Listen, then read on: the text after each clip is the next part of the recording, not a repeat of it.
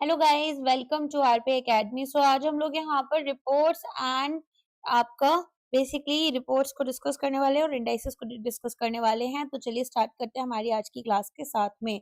तो सबसे पहले यहाँ पर नीति आयोग की फोर्थ एक्सपोर्ट प्रिपेयर्डनेस इंडेक्स आया है, जो कि यहाँ पर रिलीज किया गया है by BVR Subrahmanyam, chief executive officer है ये नीति आयोग के। और ये फोर्थ एडिशन है। पहला एडिशन लॉन्च किया गया था अगस्त 2020 में। क्यों आया है ये? असेस करना है, स्ट्रेंथन करना है किसको?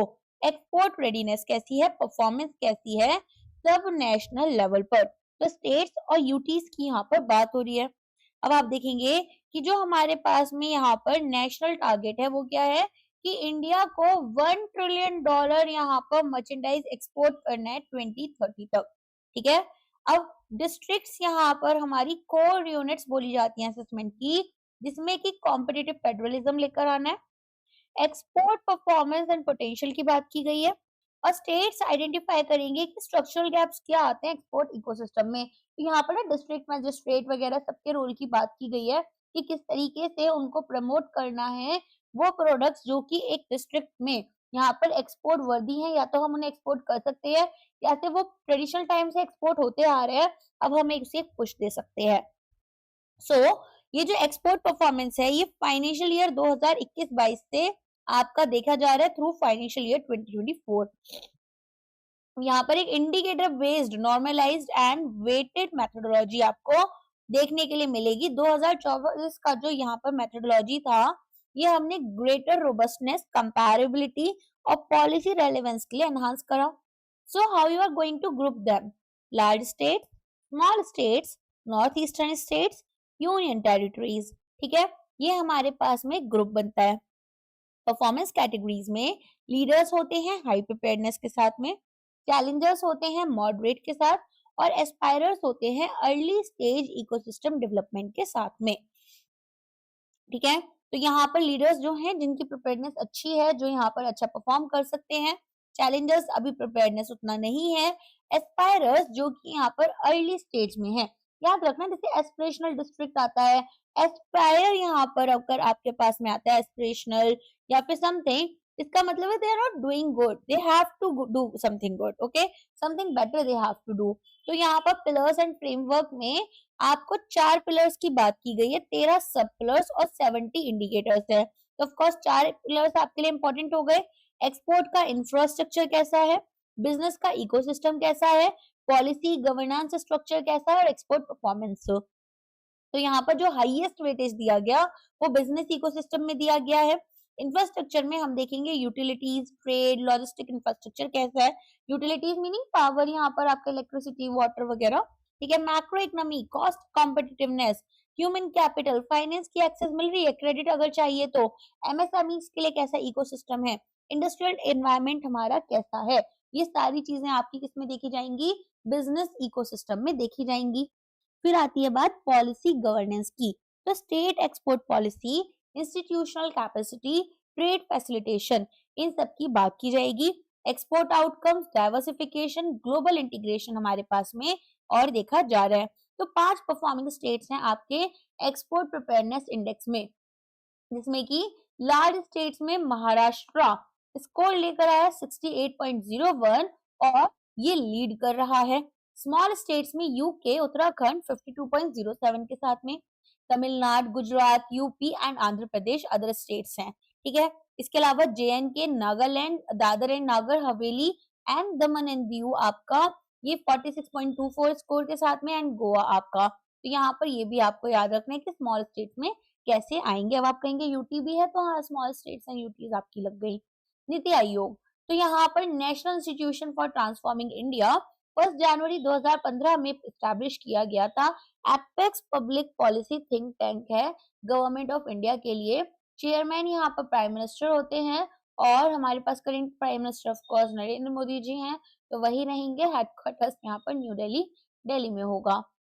सेकेंड यहाँ पर handle passport index, you know this is very very important for your exams, at least for the GA perspective it is important. तो यहाँ पर जनवरी 13 2026 में इसको रिलीज किया गया। Handle and partners British consultancy है जो कि इन्वेस्टमेंट माइग्रेशन यहाँ पर स्पेशलाइज करती है। ग्लोबल रैंकिंग करते हैं पासपोर्ट्स की कि भाई आप ट्रेवल फ्रीडम कितना है, जैसे वीजा फ्री या वीजा ऑन अराइवल आप कितनी कंट्रीज में जा सकते हो अपने पासपोर्ट के साथ में। तो इंडिया का जो परफॉर्मेंस है वो 80th रैंक है, पहले यहाँ पर 85th था 2025 में। वीजा फ्री डेस्टिनेशन 55 है, शेयर कर रहे हैं अल्जीरिया और नाइजर के साथ में। अगर हम बात करें स्ट्रॉन्ग एक्सेस एशिया अफ्रीका में दी जा रही है, पार्ट्स ऑफ कैरिबियन कंट्रीज की तरफ। ई वीजा ईटीए और वीजा ऑन अराइवल जो है ये हमारे कन्वीनियंस को इम्प्रूव कर रहे हैं। एडवांस वीजा अभी भी हमें रिक्वायर्ड है मोस्ट यूरोपियन, नॉर्थ अमेरिकन और ईस्ट एशियन कंट्रीज के लिए। टॉप रैंक में सिंगापुर रहा, ठीक है, first for the third time. 3 बार से ये आपका फर्स्ट आ रहा है, कॉन्सिक्यूटिव नहीं है। एक्सेस दी गई है 192 डेस्टिनेशंस को, इंडिया में 55 डेस्टिनेशंस हैं। ओके, रनर अप में Japan and then South Korea है, शेयर कर रहे हैं सेकंड प्लेस 188 डेस्टिनेशंस के साथ।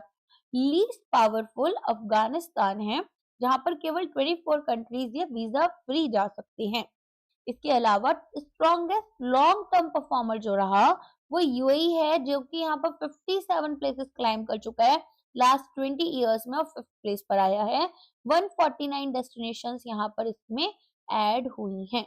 ओके, रीजनल डोमिनेंस अभी भी यूरोप की बनी हुई है, जो कि टॉप 10 रैंकिंग में देखा जाएगा। सो जापान आपके सिंगापुर आपका फर्स्ट रैंक में रहेगा, then Japan and Singapore, then Spain, Sweden, Switzerland, Luxembourg and Denmark. Austria, Belgium, Finland, France, Germany, Greece, Ireland, Italy, Netherlands and Norway आपका फोर्थ रैंक पर है। Portugal, Slovakia, Slovenia and UAE आपका 184 rank. Croatia, Slovakia, Estonia, Malta, New Zealand and then Poland 183 rank. Australia, Latvia, लिechtenstein and यहाँ पर UK आपका 182 rank उसमें है वीजा फ्री स्कोर पर। कनाडा, आइसलैंड, यूथेनिया जो है 181 पर है, मलेशिया 180 है और यूएस यहाँ पर 179 पर। Bottom rank country Iran, Libya, Sri Lanka, ठीक है, श्रीलंका की भी रैंक अच्छी नहीं है। फिर यहाँ पर Eritrea, north Korea, Palestinian territory में 38, बांग्लादेश का केवल 37 है, Nepal, Somalia, Pakistan, Yemen, Iraq, Syria, Afghanistan lowest है अफगानिस्तान। ओके, चलो अब हेनले पासपोर्ट की बात करें तो यहाँ पर ट्रैवल फ्रीडम कितना है, visa free, visa on arrival and electronic travel authorisation के एक्सेस के लिए। इंटरनेशनल एयर ट्रांसपोर्ट एसोसिएशन यहाँ पर डेटा सोर्स रहता है। 199 पासपोर्ट्स कवर कर रहे हैं और 227 ट्रैवल डेस्टिनेशंस को, जिसमें से हमारे पास केवल 55 डेस्टिनेशंस ऐसी हैं जिनको हम एक्सेस कर सकते हैं विदाउट वीजा, ठीक है। अपडेट यहाँ पर visa free update frequency annually update होता है। एक हाई स्कोर का मतलब है कि यहाँ पर आप ग्लोबल मोबिलिटी काफी अच्छी है। हेनले एंड पार्टनर्स में डॉक्टर ज्यूर्ग स्टैफर इसके सीईओ हैं। लंदन यूके में ये हेडक्वार्टर्ड है, एस्टैब्लिश हुआ था 1997 में। Responsible nations index 2026 release date January 2026, launch किया गया by former president of India Ramnath Kovind. Doctor Ambedkar international centre new Delhi यहाँ पर वेन्यू है। एक one of its first kind global framework है जिसमें कि नेशंस को हम इकोनॉमिक या मिलिट्री पावर के अलावा भी यहाँ पर इनको रैंक कर रहे हैं, रिस्पॉन्सिबल नेशन, ठीक है। तो यहाँ पर हम लेकर ही इसलिए आए हैं, असेस करेंगे कंट्रीज को कि भाई एथिकल गवर्नेंस कैसा है, सोशल वेलबींग कैसी है, एनवायरमेंटल स्टीवर्डशिप कैसी है, ग्लोबल रिस्पॉन्सिबिलिटी कैसी है, रेदर देन कि यहाँ पर केवल पावर और इकोनॉमिक कैपेसिटी की बात करें।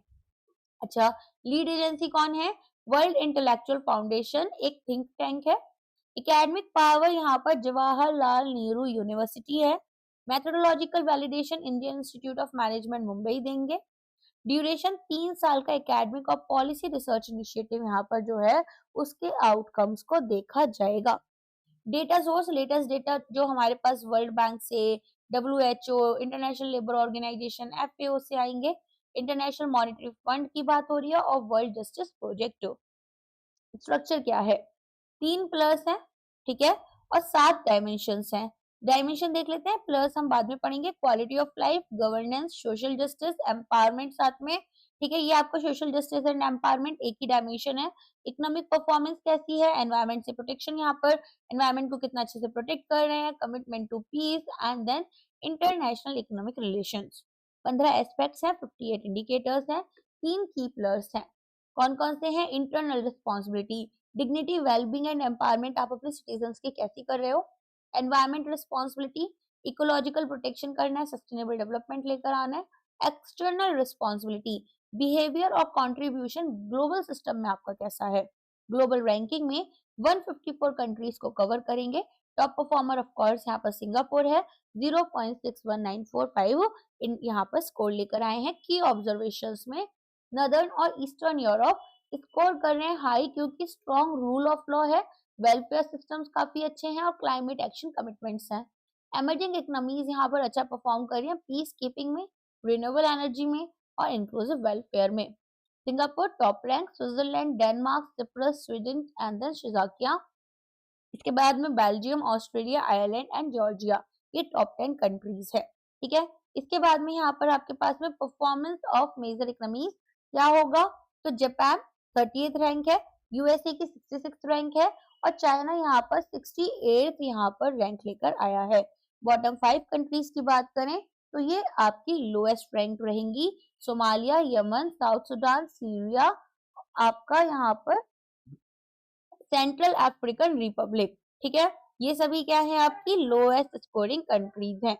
इंडिया की परफॉर्मेंस ग्लोबल रैंक 16th है, ओवरऑल स्कोर यहाँ पर 0.551513 रहेगा। इंडिया रैंक कर रहा है higher than several other countries, जैसे कि यहाँ पर यूरोपियन नेशंस में फ्रांस, अल्बानिया, पोलैंड जो कि टॉप 20 में थे। ठीक है, इंडिया का रैंक क्या दिया है हमने, 16th रैंक दिया है। वर्ल्ड इंटेलेक्चुअल फाउंडेशन की बात करें तो प्रोफेसर जगदीश मुखी न्यू दिल्ली से और स्टैब्लिश यहाँ पर इसको 2021 में किया गया था। Next news. ठीक है, तो इंडिया के लिए इंपॉर्टेंट हो जाता है, मतलब इंडिया का रैंक आपको पता होना चाहिए और किस कंट्री से आपने अच्छा परफॉर्म किया है, ये आपसे ना मल्टीपल उसमें पूछ लेते हैं स्टेटमेंट्स में। फिर आता है नंबियो सेफ्टी इंडेक्स 2026। नंबियो एक क्राउड सोर्स ग्लोबल डेटाबेस है जो कि 304 सिटीज को ग्लोबली कवर करता है। यहाँ पर सर्वे लिए जाते हैं, जो विजिटर्स नंबियो वेबसाइट पर आते हैं उनके क्राइम और सेफ्टी परसेप्शंस को लेकर अलग अलग सिटीज के लिए। ठीक है, तो रिस्पॉन्स यहाँ पर -2 से +2 तक आता है। डेटा फिल्टर होता है, वेट किया जाता है, स्केलिंग यहाँ पर जो की जाएगी वो 0 से 100। कैटेगरीज में वेरी लो, लो में 20 से 40, मॉडरेट में 40 से 60, हाई में 60 से 80 और वेरी हाई में ये 80 से ज्यादा होगी। ग्लोबल सिटी रैंकिंग्स में यहाँ पर ग्लोबल सेफेस्ट सिटी क्विंगडाओ जो कि चाइना में है, स्कोर 89.2 रहा। ठीक है, काफी मतलब टाइम के बाद में कुछ ऐसा देखने के लिए मिल रहा है कि यहाँ पर जो सिटीज हैं वो यूएस या यूरोप से नहीं है। अनसेफ में प्रेटोरिया यहाँ पर साउथ अफ्रीका की, आपने सुना ही होगा इसके बारे में, रैंक कर रही है लास्ट 304। टॉप 10 में कौन कौन सी हैं, Qingdao, Abu Dhabi, Doha, Sharjah, Dubai, Taipei, Manama, Muscat और आपका हेग नीदरलैंड्स एंड देन यहाँ पर द हेग होता है इसका नाम, एंडोविन नीदरलैंड्स की। ओके, तो ये हमारे पास कुछ सिटीज हैं जिसमें से 1 2 3 तीन आपके पास में कहाँ से हैं, टॉप से 2 4 एंड देन 5 रैंक आपको यूएई से मिल जाएंगी। इसके अलावा कतर से, ताइवान से ताइपी है, बहराइन से मनामा है। ओके, चलो नेक्स्ट यहाँ पर हमारे पास बॉटम 3 सिटीज में कौन सी हैं, तो सबसे पहले आपके पास आता है जॉन्सबर्ग में। जॉन्सबर्ग में यहाँ पर साउथ अफ्रीका 19.2, काराकास में वेनेजुएला आपका 18.6 और प्रेटोरिया यहाँ पर साउथ अफ्रीका 18.2। ठीक है, सेफ्टी रैंकिंग अगर इंडियन सिटीज की देखें तो सेफेस्ट मैंगलुरु कर्नाटका की 46 रैंक को, लीस्ट सेफ इंडिया में ऑफ कोर्स यहाँ पर दिल्ली है, रैंक्ड 255। ओके, डिटेल्ड रैंकिंग की बात कर लेते हैं। 46 मैंगलुरु रही, 87 पर अहमदाबाद, 106 जयपुर, कोयम्बतूर 123, त्रिवंतपुरम 132, चेन्नई 142, पुणे 143, हैदराबाद 147, फिर 155 पर मुंबई यहाँ पर रहा।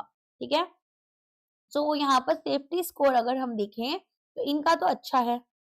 ठीक है, आपका टॉप 5 में जो आई है, रिमेनिंग यहाँ पर आपका मॉडरेट हो गया और इसके अलावा न्यू दिल्ली, नोएडा, गुड़गांव, बेंगलुरु एंड कोलकाता ये आपकी लीस्ट उसमें आ जाएंगी।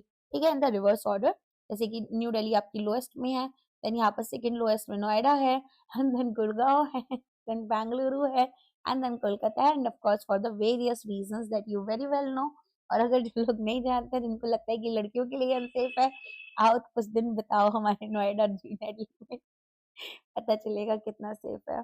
एनीवेज, तो यहाँ पर सेफेस्ट कंट्री यूएई। पता है, मैं एक एग्जाम आपको ना थोड़ा मतलब मस्त कहानी सुनाती हूँ। I have a friend, he was living in a hostel in Greater Noida. So उनके जो हॉस्टल में गार्ड्स थे, उन्होंने उनको बोला कि देखो भाई, बाहर बाहर मत जाओ, यहाँ पर बहुत कुछ क्राइम राइट हो जाता है। कुछ साल पहले की बात है। तो उन्होंने बोला कि नहीं नहीं, ऐसा हम तो लड़के हैं, हमारे साथ क्या हो जाएगा। Then they went to an ATM. और वो तीन लड़के थे, तीनों लड़के वहां बेचारे खड़े थे, पैसे वैसे निकाल रहे थे। पीछे से गुंडे लोग आ गए, उनके अकाउंट से उनके सारे पैसे निकलवा दिए उन्होंने एटीएम से और लेकर चले गए। उसके बाद से वो बेचारे कभी 8 बजे के बाद बाहर नहीं गए। तो लड़कों को भी एक एक्सपीरियंस हुआ कि कैसे 8 बजे के बाहर नहीं जाने वाली पाबंदी फील होती है। एनीवेज, तो इंडिया की रैंक 70th यहाँ पर लीस्ट सेफ में Papua New Guinea, score 19.1।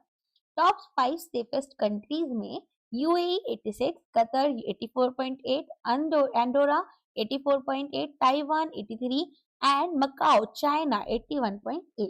Okay, bottom 3 में रैंक हमारे पास में हैती की सेफ्टी स्कोर 19.9, वेनेजुएला आपका 19.6, पापुआ न्यू गिनिया 19.1। यहाँ पर आपका सीईओ जो है मलाडिन एंडमोक्वाइक है, बेलग्रेड सर्बिया, स्टैब्लिश हुआ ये 2009 में। Brand finance global 500 2026 report, IT services की रैंकिंग की गई है। यहाँ पर ब्रांड फाइनेंस ग्लोबल 500 2026 रिपोर्ट का नाम है। अब यहाँ पर डेट ऑफ रिलीज देख लेते हैं। तो जनवरी 20 2026 इंफॉर्मेशन टेक्नोलॉजी सर्विसेज। आप देखेंगे टॉप 3 आईटी सर्विसेज जो ब्रांड है ग्लोबली, इसमें एसेंचर आ जाता है सबसे पहले, जो कि टॉप स्पॉट आपका रिटेन करता है वर्ल्ड का most valuable IT service brand. Brand value यहाँ पर $42.2 बिलियन की। ब्रांड की स्ट्रेंथ इंडेक्स अगर हम देखें तो 90.7 आउट ऑफ 100। इसके अलावा यहाँ पर जो की ड्राइवर्स हैं, की ड्राइवर्स में कॉन्टिन्यूड इन्वेस्टमेंट देखी जाएगी टेक्नोलॉजी में, कंसल्टिंग में और डिजिटल सर्विसेज में। टीसीएस की बात करें तो सेकंड प्लेस मिला है इसको, सेकंड है for the 5th consecutive year. $21.2 billion की यहाँ पर इसकी ब्रांड वैल्यू है। रिलीज डेट जो है वो 20th जनवरी 2026 है। आईटी सर्विसेज सेक्टर फोकस है, ठीक है। बीएसआई स्कोर इनका 84.6 है। सॉरी, अचीवमेंट यहाँ पर थोड़ा ना, मेरी तबीयत आज बहुत ज्यादा खराब है, थोड़ी नहीं है, तो पढ़ाते पढ़ाते ना मेरा दिमाग उधर चला गया। एनीवेज, ध्यान नहीं दूंगी तो फिर इतना फील नहीं होगा। तो अचीव कर रहे हैं AAA rating for the first time, indicate कर रहे हैं extremely strong brand. Infosys third place rank कर रहे हैं, world third most valuable IT services. Dollar यहाँ पर 16.4 बिलियन की ब्रांड वैल्यू है, 86.8 यहाँ पर 100 में से इनका स्कोर आया है। अचीव कर रहे हैं 15% कंपाउंड एनुअल ग्रोथ रेट, जिसको CAGR बोलते हैं, ओवर द लास्ट 6 इयर्स, ठीक है। तो Accenture, then TCS and then Infosys. Top 25 में जो कंबाइंड ब्रांड वैल्यू आएगी वो आईटी सर्विसेज की $167.2 बिलियन है 2026 में। इसके अलावा अदर इंडियन कंपनीज की अगर हम बात करें टॉप 25 में, तो HCL tech, Wipro, tech Mahindra, LTI Mindtree, then persistent systems and Hexaware, ठीक है। टॉप 3 आईटी सर्विस ब्रांड्स की बात कर लेते हैं। एसेंचर यूएसए ग्लोबल, यहाँ पर brand value $42.2 billion, BSI score 90.7। And then top spot की अगर हम बात करें तो टॉप स्पॉट यहाँ पर स्ट्रॉन्ग डिजिटल कंसल्टिंग फोकस रहा। टीसीएस में इंडिया आपका कंट्री है 21.2 बिलियन डॉलर्स के साथ में, 84.6 यहाँ पर बीएसआई स्कोर रहा और second and 5th year running AAA rating जो है वो अचीव की गई है। इतना समझ में आ गया।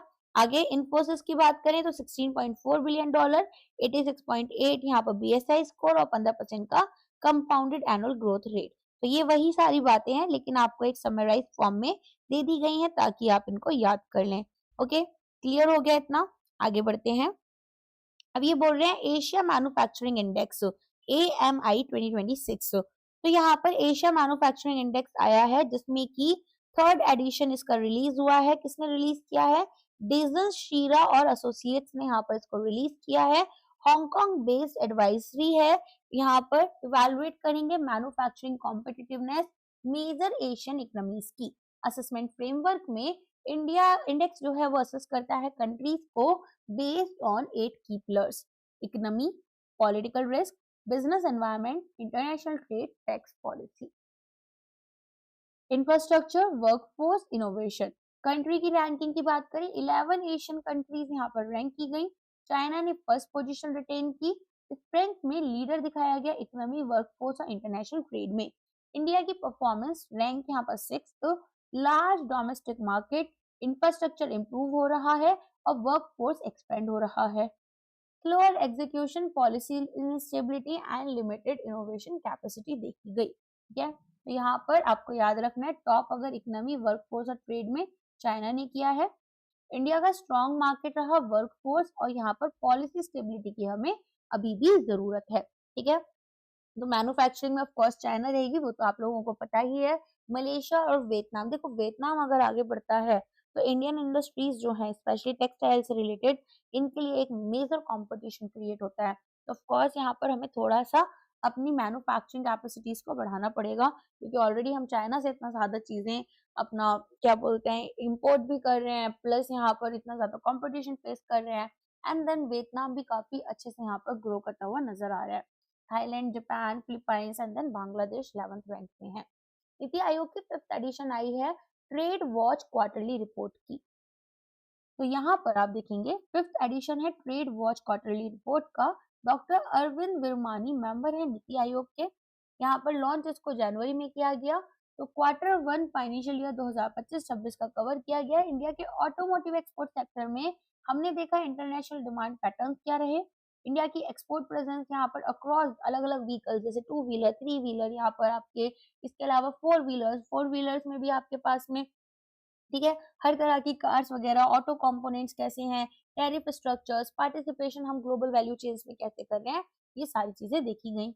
मेजर फाइंडिंग में इंडिया के ऑटोमोटिव सेक्टर की बात हुई है, जिसमें जो हमारा मार्केट साइज है वो $2.2 ट्रिलियन है। ठीक है, इंपोर्ट यहाँ पर हम कर रहे हैं।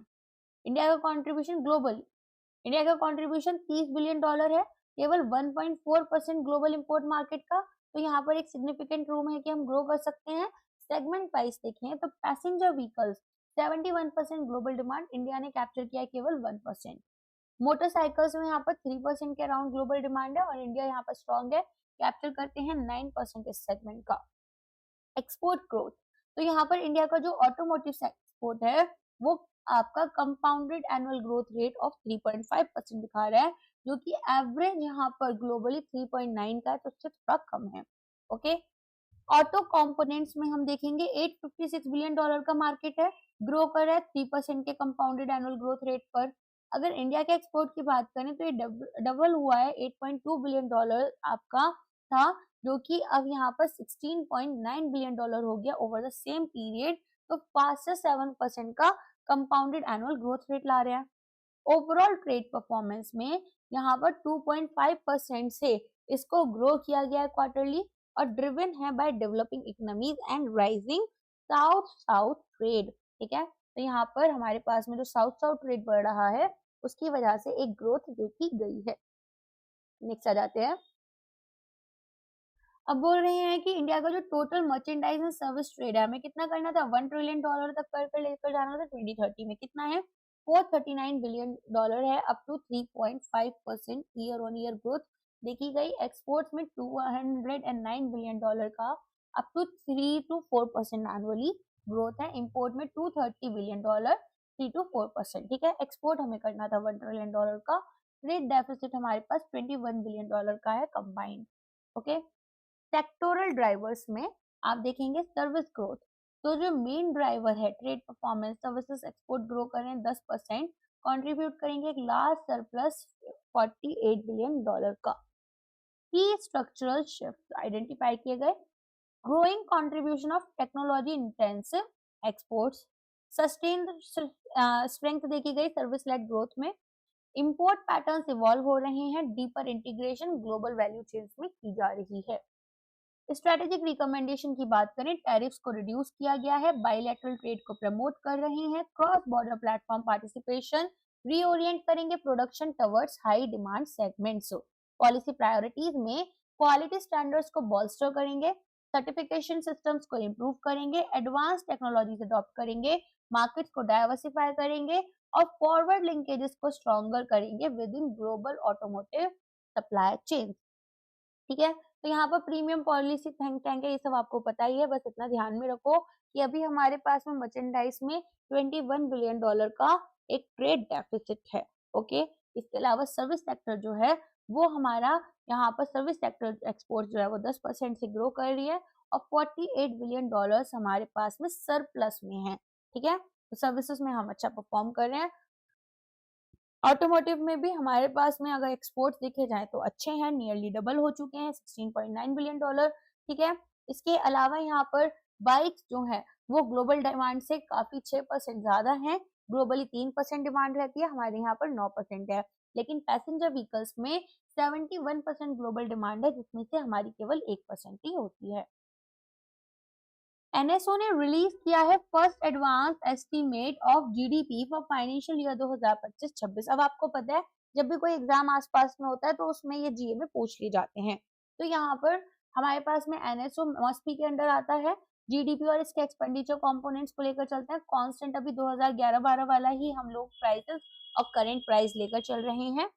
तो रियल जीडीपी में इन्फ्लेशन को नहीं लेकर चलते हैं, है ना, तो 201.90 है और फाइनेंशियल ईयर का जो 25 वाला है provisional estimate 187.97 lakh crore, growth जो है वो 7.4% की।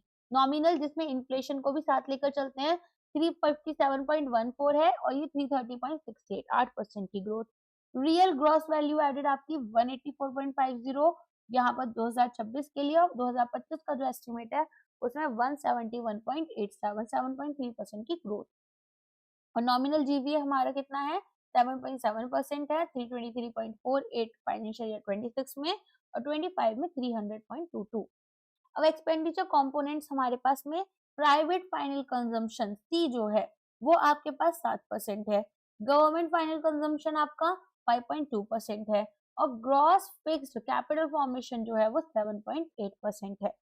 प्राइमरी सेक्टर हमारा फाइनेंशियल ईयर 26 में 2.7% से 25 में 4.5%, एग्रीकल्चरल एंड अलीड एक्टिविटीज में 3.1% और यहाँ पर 4.6%, सेकेंडरी सेक्टर 6.6% पर ग्रो कर रहा है, टर्शरी 9.1, तो सेकेंड टर्शरी सबसे ज्यादा कर रहा है।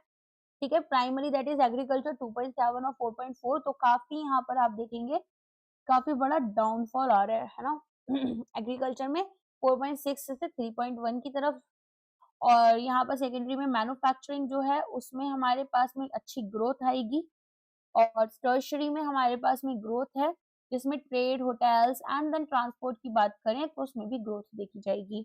अब यहाँ पर आपके पास में मॉस्पी जो है वो क्या कर रहा है, रिवाइज कर रहा है बेस ईयर को, तो जो 2011-12 का हमारा बेस ईयर था उसको अब हम यहाँ पर न्यू फाइनेंशियल ईयर 23 की सीरीज में लेकर आ रहे हैं। ये क्यों लेकर आ रहे हैं वो सारी चीजें मैंने आपको अलग से स्टैटिक लेक्चर्स में कवर कर रखा है यूट्यूब पर ही ऑफ कोर्स। नीति आयोग की report I on achieving efficiencies in MSME sector, कैसे कन्वर्जेंस करेंगे स्कीम्स का। तो achieving efficiencies in MSME sector through convergence of schemes release किया इसको नीति आयोग ने। डॉक्टर अरविंद वीरामनी जो है और बीविया सुब्रमण्यम यहाँ पर इसको लॉन्च कर रहे हैं। जनवरी 2026 न्यू दिल्ली यहाँ पर लॉन्च डेट आपकी रहेगी। पर्पस क्या है, एक डिटेल्ड फ्रेमवर्क जिसमें कि हम इफेक्टिवनेस गवर्नमेंट इंटरवेंशंस की बढ़ा रहे हैं एमएसएमई सेक्टर में। इवैल्यूएट करेंगे वेरियस गवर्नमेंट ऑफ इंडिया की स्कीम्स और प्रोग्राम्स एमएसएमई सेक्टर के लिए। प्रेजेंट लेवल यहाँ पर कन्वर्जेंस की अमंग एमएसएमई प्रोग्राम्स देखी जाएगी। बेस्ट प्रैक्टिसेस कन्वर्जेंस की सेंट्रल, स्टेट और इंटरनेशनल लेवल पर आइडेंटिफाई करेंगे। रिकमेंडेशन यहाँ पर convergence opportunities and corrective steps के लिए भी देखी जाएंगी। नीड क्या है कन्वर्जेंस की, एमएसएमई यहाँ पर 18 स्कीम्स को लेकर चलता है, ओवरलैपिंग ऑब्जेक्टिव्स है, फ्रेगमेंटेड यहाँ पर इम्प्लीमेंटेशन होता है, अलग अलग मिनिस्ट्रीज यहाँ पर अलग अलग चीजें बताती हैं, डुप्लीकेशन, इनएफिशिएंसीज, लिमिटेड आउटरीच है। इफेक्टिव कन्वर्जेंस करना है, रैशनलाइजेशन करना है बेनिफिशियरीज के लिए, तो यहाँ पर डुप्लीकेशन को खत्म करो, रिसोर्स टू आउटकम कन्वर्जन यहाँ पर हमारे पास होना चाहिए।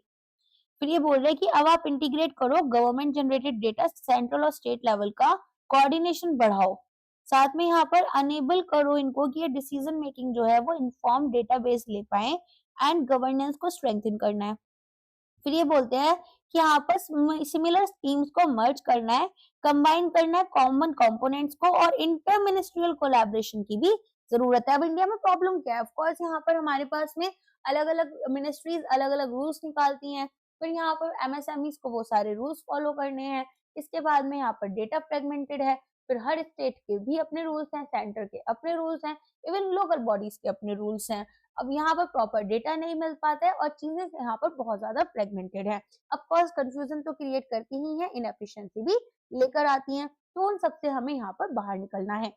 सेंट्रलाइज्ड एआई पोर्टल बनेगा एमएसएमईज के लिए, तो एक AI powered centralised digital platform जो कि एमएसएमईज को इंटीग्रेट करेगा।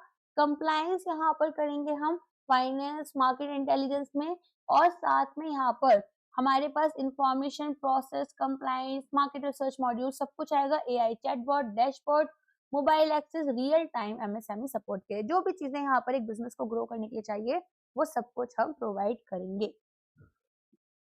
फिर आता है convergence of cluster development schemes, integrate करनी है schemes of fund for regeneration of traditional यहाँ पर आपकी इंडस्ट्रीज। तो आपको पता है ना सुफुर्ती स्कीम के बारे में, तो यहाँ पर ये क्या कह रहे हैं, इंटीग्रेट करो इसको एमएसएमई सीडीपी के साथ में और एक डेडिकेटेड सब स्कीम लेकर आओ जिसमें कि गवर्नेंस आपका अंडर एमएससी सीडीपी हो पाए और यहाँ पर फंडिंग भी इनको मिल पाए। ठीक है, तो यहाँ पर ये कन्वर्जेंस की बात कर रहे हैं, स्किल डेवलपमेंट प्रोग्राम्स की भी थोड़ा सा इंपॉर्टेंट है, इसको अच्छे से समझ लेना कि किस तरीके से इसको करने की बात हो रही है। सबसे पहले तो स्फूर्ति स्कीम की अगर बात करें तो ये 2005 में आया था, ताकि जो ट्रेडिशनल इंडस्ट्रीज है जैसे खादी कॉयर, कॉई कौन सा, वो नारियल वाला जो होता है, ठीक है, उसका जो वो नहीं होता थोड़ा सा हार्ड वाला जो स्ट्रक्चर होता है थ्रेड थ्रेड टाइप का, वो कॉयर कहलाता है। विलेज इंडस्ट्रीज, इनको ज्यादा कॉम्पिटेटिव और सस्टेनेबल बनाना है।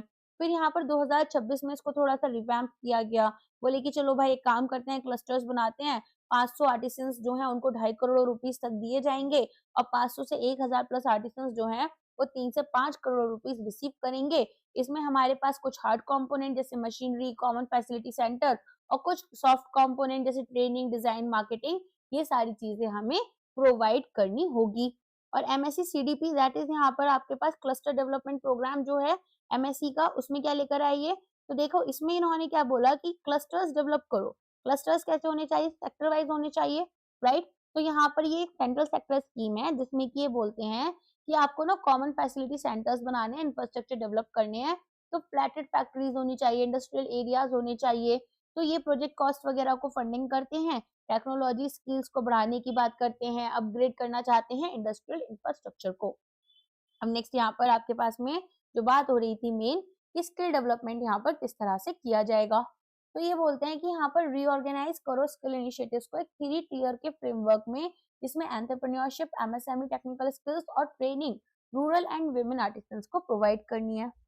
फिर ये बोलते हैं मार्केटिंग असिस्टेंस विंग में कि 2 विंग्स यहाँ पर क्रिएट करो एमएसएमई मार्केटिंग सपोर्ट प्रोवाइड करने के लिए। पार्टिसिपेशन नेशनल एग्जीबिशन में होना चाहिए, ट्रेड फेयर्स में और बायर सेलर मीट्स में इनको भेजो एमएसएमईज को। इंटरनेशनल विंग जो है वो market global market access provide करेगी। आपको पता है एग्जिम बैंक है, तो ये भी आपको ना यहाँ पर मार्केट एक्सेस प्रोवाइड करता है, मार्केटिंग के लिए रिसर्च के लिए हेल्प करता है। तो वही सारी चीजें यहाँ पर भी बोली जा रही हैं। इंटीग्रेट करेंगे इसको एस्पायर के साथ में एमएसएमई इनोवेशन, तो यहाँ पर a scheme for promoting innovation rural industry and entrepreneurship MSME innovative के साथ में, ताकि स्पेशल कैटेगरी बने एग्रो रूरल एंटरप्राइजेस के लिए। मॉस्पी इंडिया का अनएम्प्लॉयमेंट रेट इनके अकॉर्डिंग स्टेबल है 4.8% पर। 9th एडिशन आया है पीरियोडिक लेबर फोर्स सर्वे का, जिसमें कि यहाँ पर इन्होंने बोला है कि हमारे पास 3,73,990 इंडिविजुअल्स का सर्वे किया गया और इसमें 2,13,216 लोग रूरल एरिया से थे, 1,60,774 अर्बन एरिया से थे और कुछ लेबर मार्केट इंडिकेटर्स देखे गए। अच्छा, अब यहाँ पर 15 साल से ज्यादा के जो लोग होते हैं वो लेबर मार्केट के अंडर आएंगे। तो ये बोलते हैं कि जो अनएम्प्लॉयमेंट रेट है वो आपका 4.8% है दिसंबर 2025 में। नवंबर में 4.7 था, तो 0.1% से ये बढ़ा है। रूरल में ये 3.9 है, तो कांस्टेंट सेम चल रहा है।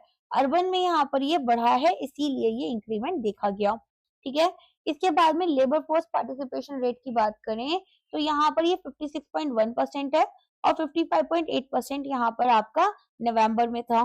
ठीक है, रूरल में जो आपको लेबर फोर्स का पार्टिसिपेशन देखने के लिए मिल रहा है वो 59% है, लेकिन अर्बन में कम है रूरल से, 50.2% है। इवन रूरल में आप देखेंगे कम लोग अनएम्प्लॉयड हैं, अर्बन में ज्यादा हैं। फिर यहाँ पर आप देखेंगे फीमेल लेबर हो यहाँ पर फोर्स पार्टिसिपेशन, तो बेसिकली यहाँ पर फीमेल्स का कितना रोल है, तो फीमेल यहाँ पर 35.3% कर रही है, पहले 35.1 था। रूरल में ऑफ कोर्स यहाँ पर ज्यादा नंबर है, क्योंकि आपने देखा भी होगा खेत वगैरह में आपको सेल्फ हेल्प ग्रुप्स में, ठीक है, काफी सारी वीमेन जो है काम करती हुई मिल जाएंगी। अर्बन में ये नंबर थोड़ा कम है। वर्कर पॉपुलेशन अगर रेशियो देखा जाए तो 53.4% है। अपनी कंट्री में यहाँ पर केवल 35.3% लोग जो हैं वो किसमें कंट्रीब्यूट कर रहे हैं, हमारी कंट्री की इकोनॉमी में, फॉर्मल इकोनॉमी में कंट्रीब्यूट कर रहे हैं। देखो, अगर हम ले कि भाई हाउस होम मेकिंग जो है या फिर हाउस वाइफ जो है उनकी उसको भी वैल्यू दी जाए तो ऑफ कोर्स काफी अच्छा रेट है, बट ऑफ कोर्स उनको हम यहाँ पर इकोनॉमी में भी लेकर आ सकते हैं और मेल और फीमेल मिलकर घर पर काम भी कर सकते हैं, राइट, ऐसा भी कर सकते हैं। तो आप कोशिश करना कि आप अपने लिए वो चेंज लेकर आए। अगर आप एक फीमेल हैं तो डेफिनेटली यहाँ पर जॉब भी करना, और अपने जो भी पार्टनर हो, अगर आप शादी करते हो तो उनको भी बोलना कि साथ में काम में हेल्प करें, और अगर आप एक लड़के हो तो आप अपनी वाइफ का काम में हेल्प करना और उनको भी यहाँ पर एनकरेज करना, उनका भी एम्पावरमेंट करना, राइट। चलो, रूरल मेल यहाँ पर 15+, आपका ये काफी लो रहा, स्टेबल रहा 4.1% पर। अर्बन में 9.1% यहाँ पर आपको देखने के लिए मिला। ठीक है, डेमोग्राफिक ब्रेकडाउन है जिसमें कि रूरल मेल्स की आपको अनएम्प्लॉयमेंट रेट ये बता रहे हैं, अर्बन फीमेल की बता रहे हैं। वर्कर पॉपुलेशन रेशियो में ओवरऑल यहाँ पर जो मेल का वर्कर पॉपुलेशन रेशियो है वो 74.1% और रूरल मेल यहाँ पर 76.0% है, अर्बन में 70.4% है। फीमेल में वर्कर पार्टिसिपेशन पॉपुलेशन रेशियो जो है वो आपका 33.6% है, रूरल फीमेल 38.6% है और अर्बन यहाँ पर 23%। अनएम्प्लॉयमेंट रेट क्या होता है कि कितने लोग यहाँ पर आपके लेबर फोर्स में ऐसे हैं जो कि विलिंग है काम करने के लिए लेकिन काम ढूंढ नहीं पा रहे हैं। ठीक है, actively they are seeking for the job but jobs are not available for them.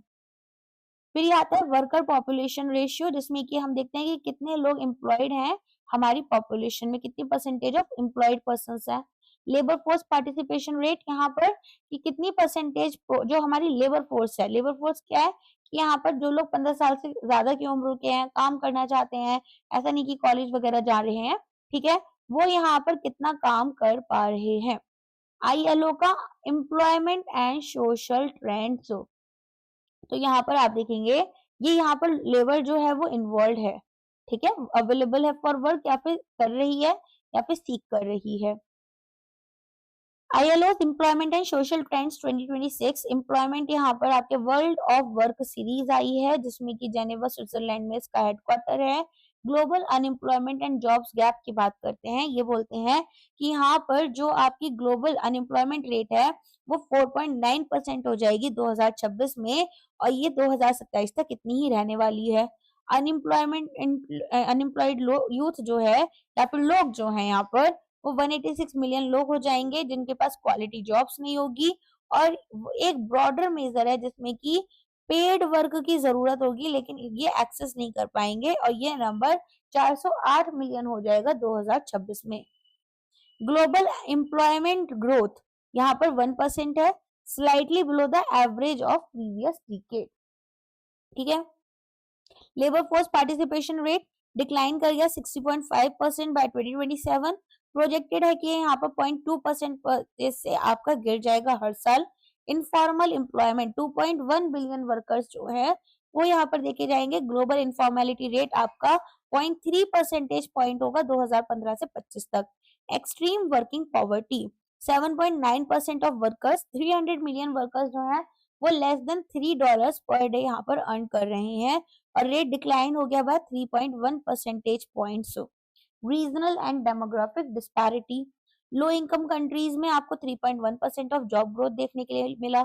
Lower middle income countries में ये 1.8% था। लोअर मिडिल इनकम कंट्रीज में ये 0.5% जो जॉब ग्रोथ था। इनफॉर्मेलिटी हॉटस्पॉट में आप देखेंगे हायर रेट्स कॉन्सेंट्रेट हो रहे थे अफ्रीकन और साउथ एशियन रीजन्स में।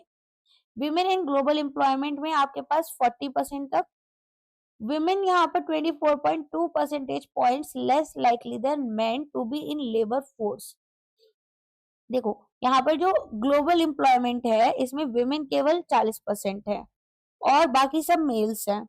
लेबर फोर्स में अगर गैप देखें तो विमेन जो है वो 24.2% कम थी than man in the labour force, और जॉब गैप रेट यहाँ पर 4.3 परसेंटेज पॉइंट्स हायर था for women than man. Youth NEET gap, young women जो कि यहाँ पर आपकी क्या है, young man to be not in employment education और ट्रेनिंग, तो आपके पास में यंग वुमेन ऐसी ज्यादा हैं, ठीक है, जो कि ना तो एम्प्लॉयमेंट ना एजुकेशन और ना ट्रेनिंग उनको मिल रही है। फिर यूथ एम्प्लॉयमेंट चैलेंज में ग्लोबल यूथ अनएम्प्लॉयमेंट रेट जो है वो 12.4% है। इंडिया में कितना देखा था हमने, 4.1% था या 6% था, एक सेकेंड मैं भी भूल गई, 4.8% था, किसी टाइम पे ना 3 पॉइंट कुछ चलता रहता था, अब तो काफी हाई हो गया है। ग्लोबल यूथ आप देखेंगे 20% है, 260 million young people, marginally up from 19.9%। Low income countries में यहाँ पर जो रेट है वो 27.9% है। ट्रेड जनरेटेड जॉब्स यहाँ पर 465 मिलियन जॉब्स 80 कंट्रीज और टेरिटरीज में, जिसमें कि 50% एशिया में और पैसिफिक में होंगी। डिसरप्शन यहाँ पर जो ग्लोबल ट्रेड अपफेल हो रहा है, सप्लाई चेन बॉटलनेक्स जो है वर्कर की वेजेस को अफेक्ट करते हैं south east Asia, southern Asia, इसके अलावा यहाँ पर यूरोप में। इसके बाद में यहाँ पर हमारे पास में प्रोजेक्टेड इनकम लॉसेस कितने हैं, ग्रेटेस्ट हमें सप्लाई चेन डिपेंडेंट रीजन में 0.45% देखे गए साउथ ईस्ट एशिया में, 0.3% यूरोप एंड सदर्न में, ठीक है। आईएलओ में हमारे पास कितने थे, आईएलओ में हमारे पास में ये देखो सॉरी, आईएलओ में हमारे पास डायरेक्टर जनरल कौन है, गिलबर्ट एफ होंगो एंड हेडक्वार्टर जेनेवा स्विट्जरलैंड में है। मेंबर नेशंस 187 और स्टैब्लिश किया गया था 1919 में। नीति आयोग ने रिलीज किए हैं 3 डीकार्बोनाइजेशन रोड मैप्स। इतना सारा डेटा है ना, इसे कैसे याद करोगे, लेकिन इंपॉर्टेंट है, टेबल बना लेना और उससे याद कर लेना, मतलब बोलते बोलते मुझे बोर लगने लग गया, बट ऑफ कोर्स यहाँ पर कुछ चीजें देखो समझ में आती है, लेकिन डेटा डेटा ही होता है, याद ही करना पड़ता है, 2-3 बार इसको रीड कर करके कर लेना।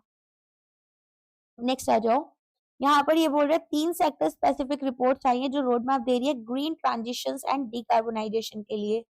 सीमेंट, एल्यूमिनियम, एमएसएमईज, ठीक है। National institution for transformation India, January 21 2026। India का गोल है कि अचीव करना है net zero emission by 2070। Cement sector road map आपके पास में कंट्रीब्यूट करें अप्रोक्सीमेटली 6% इंडिया के एमिशन प्रोडक्शन, जो कि 391 मिलियन टन थे, बहुत हाई है ये प्रोडक्शन। यहाँ पर हमारा 2100 मिलियन टन और हो जाएगा 2070 तक। कार्बन इंटेंसिटी रिड्यूस होगी 0.63 टन, यहाँ पर carbon dioxide equivalent per tonne के अकॉर्डिंग टू, देखो जब ये इक्विवेलेंट पर टन लिखा होता है ना, इसका मतलब है कि कुछ और भी गैसेस हो सकती है, जैसे कार्बन मोनोऑक्साइड हो गया, तो यहाँ पर अब CO2 के अकॉर्डिंगली यहाँ पर अगर इक्विवेलेंट में लगाएं, जैसे रुपए को डॉलर के इक्विवेलेंट में लगाते हैं वैसे, ठीक है। रिफ्यूज ड्राइड फूड, मतलब this was the easiest way I could tell you कि how we are taking this equivalent part from municipal waste instead of coal. Supplementary cementitious materials होते हैं, क्लिंकर सब्स्टिट्यूट्स, कार्बन कैप्चर यहाँ पर adopt करेंगे, utilisation and storage for process emission.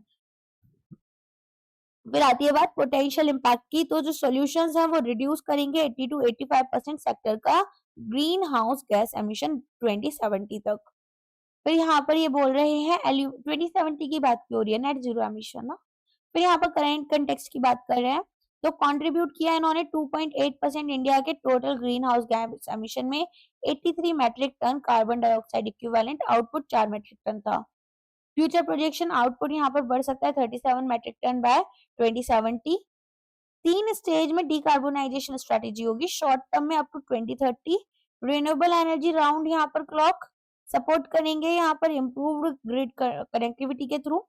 Medium term में 2030-2040 में adopt करेंगे nuclear power energy mix में। Long term में बियॉन्ड 2040 इंटीग्रेट करेंगे CCUS को कैप्टिव बेस्ड जनरेशन में अगर जरूरत पड़ी। इंश्योर करेंगे रैपिड कैपेसिटी एक्सपेंशन, मेंटेन करेंगे एनर्जी सिक्योरिटी, एमिशंस को रिड्यूस करेंगे। सेक्टर सिग्निफिकेंस कंट्रीब्यूट करेंगे अप्रोक्सीमेटली 30% टू GDP। एम्प्लॉय करेंगे ओवर 250 मिलियन और अकाउंट करेंगे फॉर 46% ऑफ एक्सपोर्ट्स। डिप्लॉयमेंट होगा एनर्जी एफिशिएंट इक्विपमेंट्स का, अडॉप्शन होगा अल्टरनेटिव फ्यूल्स का, इंटीग्रेट करेंगे यहाँ पर ग्रीन इलेक्ट्रिसिटी को। एक क्लस्टर बेस्ड फ्रेमवर्क रहेगा जिसमें कि यहाँ पर scalable, cost effective, easily adoptable green solutions रहेंगे across diverse MSME segments. Reports create की गई थी यहाँ पर ministries, industry stakeholders, research institutions, knowledge partners के साथ मिलकर ड्राइव करेंगे deep sustain decarbonization in emission intensive industries and sustainable industrial growth होगी। यहाँ पर आता है world economic forum global risk report. Now this is very important, अगर आप फाइनेंस से रिलेटेड कोई पेपर देने जा रहे हो दिस इज इंपॉर्टेंट। तो ये बोल रहे हैं कि भाई देखो, जो ग्लोबल रिस्क परसेप्शन सर्वे है, 1300 ग्लोबल लीडर्स और एक्सपर्ट से हमने इनपुट लिया 33 ग्लोबल रिस्क के ऊपर, और यहाँ पर हमारे पास 11,000 बिजनेस लीडर्स की इंसाइट्स ली गई 116 इकोनॉमीज में on country specific severe threats. तो जो टॉप ग्लोबल रिस्क हैं, geo economic confrontation, state based arm conflicts, extreme weather events of course because of this आपका climate change, then social protection gap. फिर ये बोलते हैं मिस इन्फॉर्मेशन, डिसइन्फॉर्मेशन भी यहाँ पर एक सबसे बड़े रिस्क में आता है, टॉप 5 रिस्क में। तो यहाँ पर परवेसिव अनसर्टेनिटी के थ्रू इसको मार्क किया गया। जो इकोनॉमिक कन्फ्रंटेशन में आप देखेंगे कि यहाँ पर जो लिस्ट है वो टॉप की गई for both the immediate term and 2 year outlook, जो यहाँ पर इसको ड्रॉप किया sharply to 19th place over a 10 year horizon. अब ये नॉन एनवायरमेंटल रिस्क डोमिनेंस जो है, इसमें आप देखेंगे कि इन्होंने बोला है कि जैसे जियो इकोनॉमिक कन्फ्रंटेशन है, मिस इन्फॉर्मेशन है, सोसाइटल पोलराइजेशन है, कि अब यहाँ पर सोसाइटीज जो है वो आपस में आप देख रहे हैं अलग अलग चीजों में डिवाइड हो रही है, कहीं पर रिलीजन, कहीं पर यहाँ पर रेसिज्म एंड बहुत सारी चीजें हैं। तो ये डोमिनेट करेंगे पॉलिसी अटेंशन जो हमारी गवर्नमेंट्स बनाती हैं, और एनवायरमेंटल थ्रेट्स को यहाँ पर डिस्प्लेस कर सकते हैं। इसके बाद में मतलब एनवायरमेंट पर अब इतने ज्यादा गवर्नमेंट्स फोकस नहीं करेंगी। एनवायरमेंटल रिस्क शिफ्ट में आप देखेंगे कि जो most severe long term risk है एक्सटर्नल वेदर, यहाँ पर आपका सेकंड से फोर्थ प्लेस में आ जाएगा 2 साल के आउटलुक में। जो बाकी एनवायरमेंटल रिस्क है इसके अलावा जैसे pollution, biodiversity loss, earth system change, ये भी नियर टर्म रैंकिंग्स में आ जाएंगे। तो लॉन्ग टर्म टॉप रिस्क में हमारे पास extreme weather events, biodiversity loss and economic ecosystem collapse, then critical change हमारे जो अर्थ सिस्टम में होगा, misinformation, disinformation and adverse outcomes of AI technologies. फिर आता है इंडिया स्पेसिफिक रिस्क क्या क्या रहेंगे। तो देखो, इन्होंने बोला कि देखो एक तो साइबर सिक्योरिटी है, फिर वेल्थ इनइक्वालिटी, आपको पता है इंडिया में इनकम इक्वालिटी कितनी है, राइट, टॉप 10 यहाँ पर हमारे जो परसेंट वेल्दी लोग हैं उनके पास में कंट्री की टॉप 70% जो है वेल्थ है, या 90% है समथिंग।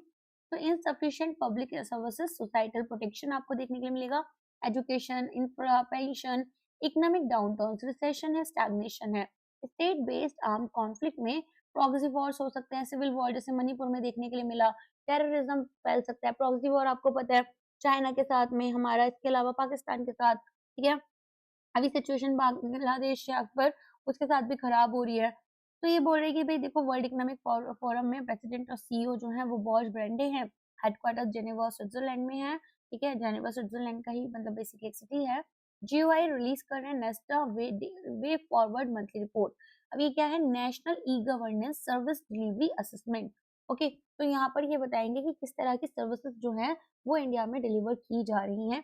तो ministry of personnel public grievance and pension के under department of administrative reforms and public grievances आता है। अब ये कहते हैं कि देखो, ये जो रिपोर्ट है ये प्रोग्रेस बताएगी और गैप्स बताएगी कि जो डिजिटल हम पब्लिक सर्विस डिलीवरी कर रहे हैं उसमें अभी क्या प्रॉब्लम्स हैं, क्या बेस्ट प्रैक्टिसेस हमारी हैं, और स्टेट्स और यूटीज को हम कैसे यहाँ पर सपोर्ट कर सकते हैं ताकि यहाँ पर जो सर्विस डिलीवरी है वो इम्प्रूव हो।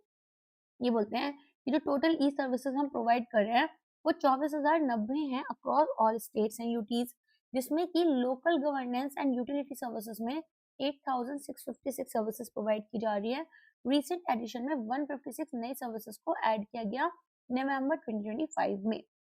ई सर्विस सैचुरेशन में 22 स्टेट्स और यूटीज ने ओवर 90% सैचुरेशन अचीव किया है 59 मैंडेटरी सर्विसेज में, जिसमें Andhra Pradesh, Gujarat, Karnataka, Kerala, MP, Madhya Pradesh, Maharashtra, Tamil Nadu, Uttar Pradesh, waste Bengal etcetera आते हैं। अब ये बोल रहे हैं कि देखो कुछ अच्छे सर्विस पोर्टल्स भी यहाँ पर हैं, जैसे 100% सर्विसेज, सेवा सेतु, ई उन्नत, सेवा सिंधु, ओडिशा का यहाँ पर ओडिशा वन, एमपी का ई सर्विस, अपनी सरकार उत्तराखंड की, और ई सेवनम केरला के हैं, जो 100% यहाँ पर डिजिटल सर्विसेज प्रोवाइड कर रहे हैं। अब ये आपको ना केस स्टडीज वगैरह में यूज कर सकते हो, डिस्क्रिप्टिव आंसर में इनको यूज कर सकते हो। 90% सर्विसेज दी जा रही हैं, ई डिस्ट्रिक्ट चंडीगढ़, ई डिस्ट्रिक्ट यहाँ पर दिल्ली, सरल हरियाणा, ई मित्रा राजस्थान के थ्रू। और कुछ बेस्ट प्रैक्टिसेस एग्जांपल्स में इन्होंने बोला कि देखो जो सेंट्रल गवर्नमेंट है हमारे पास में, ये ठीक है, इनका national digital library of India and central government health scheme बहुत अच्छा परफॉर्म कर रहा है। सिटी लेवल पर Puducherry and Guwahati municipality portals बहुत अच्छा काम कर रहे हैं। 5 आकलन पैरामीटर्स, आकलन होता है किसी को भी यहाँ पर आप just like you are just checking on them, like आकलन को थोड़ा सा इंग्लिश में अगर मैं देखूं कैसे उनके बारे में आप उनको नंबर्स में रैंक वगैरह कर रहे हो, इवेलुएट कर रहे हो। तो यहाँ पर स्टेट यूटी पोर्टल्स बताया गया है सर्विस डिलीवरी क्वालिटी के लिए, एक्सेसिबिलिटी के लिए एंड सिटीजन एक्सपीरियंसेस के लिए। तो अगर हम बात करें ये मिनिस्ट्री ऑफ पर्सनल वाला, इसमें जो मिनिस्टर ऑफ स्टेट है वो जितेंद्र सिंह है, इंडिपेंडेंट चार्ज इनको मिला हुआ है। यूनाइटेड नेशन एनवायरमेंट प्रोटेक्शन की state of finance for nature 2026 report आई है, ऑफकोर्स बहुत इंपॉर्टेंट रिपोर्ट हो जाती है। अब ये कह रहे हैं कि किस तरीके से यहाँ पर जो नेचर है, red powering the trillion dollar nature transition economy, यहाँ पर ना ये बताते हैं कि देखो हमारे पास में जो इन्वेस्टमेंट की जा रही है, ठीक है, जैसे मान लो $30 हमने उस जगह पर इन्वेस्ट करा जो कि नेचर को हार्म कर सकती है, तो $1 हमारी उस एक्टिविटी में जाएगी जो इसको प्रोटेक्ट कर रही है। तो एक बहुत बड़ा यहाँ पर क्राइसिस जनरेट हो रहा है। तो ये 4th एडिशन आया था, ज्वाइंटली प्रिपेयर किया है global canopy and economy of land degradation initiative ने, बेस्ड ऑन 2023 का ग्लोबल फाइनेंशियल डेटा। तो यहाँ पर $1 इन्वेस्ट किए जाते हैं अगर प्रोटेक्ट करने के लिए नेचर, तो $30 यहाँ पर वो एक्टिविटीज है जो इससे हार्म कर रही हैं, जैसे फॉसिल फ्यूल्स के थ्रू हम यहाँ पर पावर जनरेशन कर रहे हैं। तो ट्रिपल प्लानिटरी क्राइसिस होगा, क्लाइमेट चेंज का, बायोडाइवर्सिटी लॉस होगा और पोल्यूशन, ट्रिपल प्लानिटरी क्राइसिस, ठीक है। प्लानिट पर 3 क्राइसिस आएंगे, क्लाइमेट चेंज होगा, बायोडाइवर्सिटी का लॉस होगा, पोल्यूशन फैलेगा। तो ये कहते हैं नेचर नेगेटिव फाइनेंस, वो एक्टिविटीज जो कि हमारे एनवायरनमेंट को यहाँ पर हार्म कर रही हैं। प्राइवेट सेक्टर $4.9 ट्रिलियन की इस तरह की एक्टिविटीज कर रहा है, जिसमें कि energy, utilities, manufacturing, basic materials हैं। और गवर्नमेंट की सब्सिडीज, जैसे गवर्नमेंट एग्रीकल्चर में सब्सिडीज देती है, जो कि 13.3% यहाँ पर ग्रीन हाउस गैस एमिशन करते हैं, green house gas emission fossil fuel में, वाटर ट्रांसपोर्ट एंड कंस्ट्रक्शन, ठीक है। नेचर बेस्ड सॉल्यूशंस, यहाँ पर एनबीएस फाइनेंसिंग जो कि यहाँ पर नेचर को सपोर्ट कर रहे हैं, वो $220 बिलियन के हैं। इसमें पब्लिक फाइनेंस ज्यादा है, $197 बिलियन का, जो कि मेन सोर्स बना। और रिमेनिंग यहाँ पर 23.4 बिलियन हमें प्राइवेट सेक्टर देता है। अब ये बोलते हैं कुछ ट्रेंड्स देखे गए कि जो पब्लिक यहाँ पर नेचर बेस्ड स्पेंडिंग हो रही है, नेचर बेस्ड सोर्स स्पेंडिंग, वो आपकी गिरती जा रही है। तो अगर सस्टेनेबल एग्रीकल्चर, फॉरेस्ट्री, फिशरीज में देखे सस्टेनेबल ही सभी हैं, यहाँ पर 4% का फॉल देखने के लिए मिला और $66 बिलियन ही हम अभी इन्वेस्ट कर रहे हैं। एनवायरमेंटल पॉलिसी के अंदर -$980 बिलियन का इन्वेस्टमेंट फॉल हुआ, ठीक है। इसके अलावा यहाँ पर वेस्ट वाटर मैनेजमेंट जो है वो $620 मिलियन से कम हुआ है। अब ये बोलते हैं कि रीजनल गवर्नमेंट्स की अगर हम बात करें तो एशिया लीडर है, जहाँ पर $93 बिलियन हम लोग इन एक्टिविटीज में इन्वेस्ट कर रहे हैं। नॉर्थ अमेरिका यहाँ पर ईयर और ईयर जो इंक्रीज हुआ है वो सबसे ज्यादा दिखा रहा है, 19% से ज्यादा का। यूरोप में यहाँ पर 12% की ग्रोथ हुई है, लैटिन अमेरिका में 10% की, लेकिन अफ्रीका में 76% कम हुआ है, मिडिल ईस्ट में 11% और ओशियाना में 4%। ओके, ऑफ कोर्स यहाँ पर इमर्जिंग इकोनॉमीज हैं, डेवलपिंग कंट्रीज हैं। Investment needs and framework, annual NBS flow जो होगा वो इंक्रीज करेगा, तो मोर देन 2.5x यहाँ पर $570 बिलियन का इंक्रीमेंट देखा जाएगा। मोर देन ट्रिपल यहाँ पर $771 बिलियन जो है वो हमारे यहाँ जा रहे हैं, रियो कन्वेंशन टारगेट्स की तरफ जा रहे हैं। फिर ये बोल रहे हैं कि 2030 में अगर मैं देखूं इन्वेस्टमेंट प्रायोरिटी क्या रहेगी, तो लैंड्स को रिस्टोर किया जाएगा, $181 बिलियन फॉलो करेंगे सस्टेनेबल लैंड मैनेजमेंट के थ्रू, जिसमें कि $101 बिलियन हैं, और लैंड प्रोटेक्शन हम यहाँ पर $68 बिलियन का कर रहे हैं। तो ये एक नेचर ट्रांजिशन एक्स कर्व लेकर आए हैं, जिसमें कि हार्मफुल सब्सिडीज और इन्वेस्टमेंट को धीरे धीरे फेजेस में हमें खत्म करना है और high integrity NBS and nature positive activities में अपनी फंडिंग को बढ़ाना है। अब यूएनईपी की बात करें तो इंगर एंडरसन यहाँ पर एग्जीक्यूटिव डायरेक्टर हैं और नैरोबी केनिया में इसका हेडक्वार्टर है। स्टैब्लिश हुआ था ये 1972 में। नीति आयोग ने यहाँ पर 3 सर्कुलर इकोनॉमी रिपोर्ट्स यहाँ पर रिलीज की हैं। तो ये जो 3 रिपोर्ट्स हैं एनहांस कर रही हैं सर्कुलर इकोनॉमी को कैसे किया जाएगा उसके ऊपर हैं, जिसमें end of life vehicles, waste tyres, e waste और लिथियम आयन बैटरीज के ऊपर फोकस किया गया है। तो यहाँ पर इंटरनेशनल मटेरियल रिसाइकलिंग कॉन्फ्रेंस हुई, जिसको material recycling association of India Jaipur Rajasthan में ऑर्गेनाइज किया गया। चैलेंजेस और यहाँ पर उनको आइडेंटिफाई कर इम्प्रूवमेंट्स बताए गए इंफ्रा में, formalisation, extended producer responsibility and economic opportunities. अब ये बोलते हैं on and of life vehicles के ऊपर कि जो नंबर ऑफ पीएलवीज है इंडिया में वो डबल हो रहे हैं 23 मिलियन से 50 मिलियन डॉलर तक, ठीक है, बाय 50 मिलियन नंबर्स तक बाय 2030।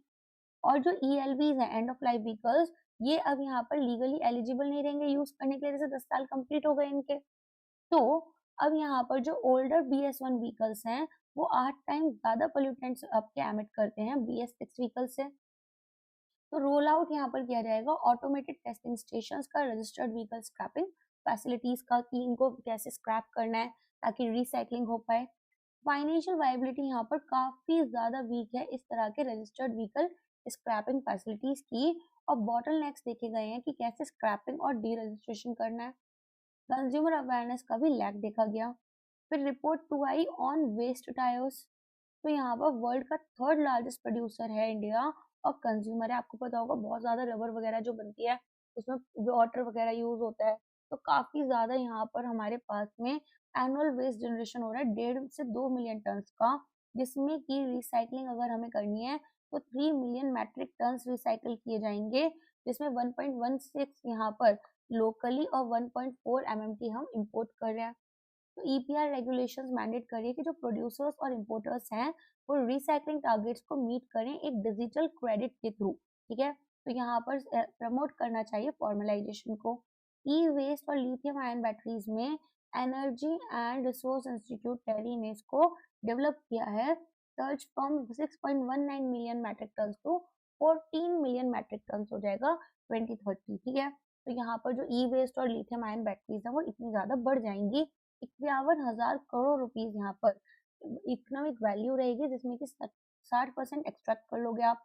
और करंट सिस्टम लेकिन केवल 18% ही यहाँ पर कैप्चर कर पा रहा है, जो हम 60 रुपीज निकाल सकते थे केवल 18 रुपीज निकाल पा रहे हैं। LIB लिथियम आयन बैटरीज का डिमांड अगर देखें तो 29 गीगावाट आवर से ये 248 गीगावाट आवर हो जाएगा 2035 तक। और एक्सपेंड करेंगे ईपीआर कवरेज को ई वेस्ट में, ताकि ज्यादा हाई वैल्यू या क्रिटिकल मिनरल्स को एक्सट्रैक्ट कर पाए। एडिशनल PLI यहाँ पर एडवांस केमिस्ट्री सेल्स के लिए होगा यूजिंग रिसाइकल्ड मटेरियल्स, ACC जिसको बोलते हैं। फिर यहाँ पर आपके पास लिथियम आयन बैटरी जो है इनका स्क्रैप मैनेजमेंट को यहाँ पर प्रायोरिटाइज करेंगे। Bureau of Indian standard certification mandate करता है केमिकल टेस्टिंग इस तरह की रिसाइकल्ड LIBs का, कभी यहाँ पर फटवट ना जाए। बहुत सारे अलग अलग यहाँ पर आपको इसके कॉन्सिक्वेंसेस देखने के लिए मिल सकते हैं। तो BVR सुब्रमण्यम नीति आयोग के CEO हैं, यहाँ पर ये हेडक्वार्टर है न्यू दिल्ली में और स्टैब्लिश हुआ था 1 जनवरी को। इसी के साथ में जनवरी की जो रिपोर्ट्स हैं वो कंप्लीट हो गई। अगर आप यहाँ तक पहुँच गए हैं तो वीडियो को लाइक करना मत भूलिएगा। आपका कोई सजेशन हो तो बता सकते हैं, एक्सेप्ट दिस इस बार बहुत ज़्यादा लेट हो गया, आई नो एग्जाम था एंड देन मेरी तबीयत भी 2-3 दिन से काफ़ी खराब चल रही थी। चलिए अब यहाँ पर अपनी नेक्स्ट वीडियो में मिलेंगे। Thank you so much, bye bye, take care.